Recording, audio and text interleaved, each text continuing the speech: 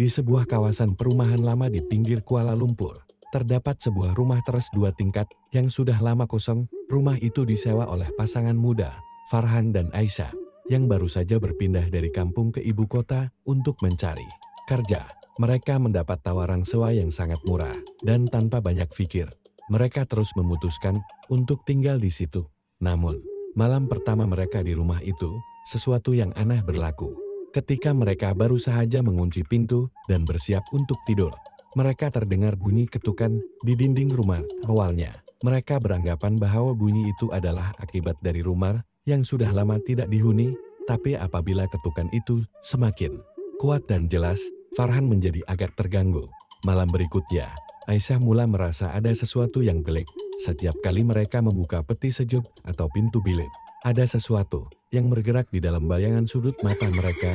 Sesekali, Aisyah melihat bayang-bayang seperti orang berjalan di depan tingkap. Walaupun mereka tahu tidak ada sesiapa di luar rumah, keadaan ini semakin menekan jiwa mereka. Pada suatu malam yang gelap, Aisyah terjaga daripada tidur karena mendengar suara tangisan yang lemah. Dia coba mengejutkan Farhan, tetapi Farhan tidak menjawab.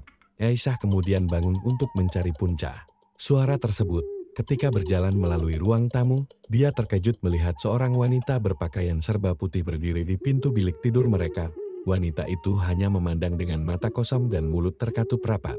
Tiba-tiba, dia berlari keluar dari bilik tidur dan menghilang ke dalam dinding.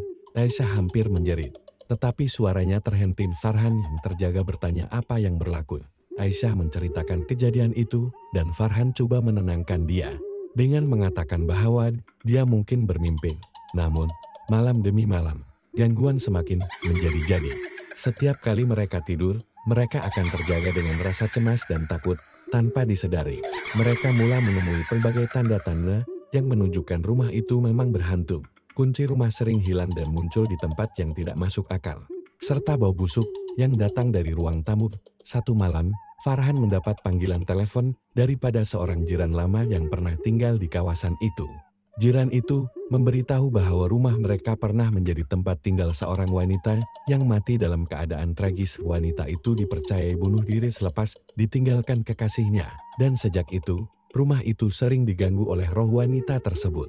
Ada yang mengatakan roh itu menunggu kekasihnya yang tidak kembali, dan siapa sahaja yang tinggal di rumah tersebut akan merasakan gangguan yang sama. Tidak tahan lagi dengan gangguan tersebut, Farhan dan Aisyah memutuskan untuk berpindah dari rumah itu. Tetapi, mereka tidak dapat melupakan pengalaman menakutkan itu sepanjang hidup mereka, sehingga kini, rumah itu masih kosong, dan tiada sesiapa yang berani menyewa atau tinggal di sana.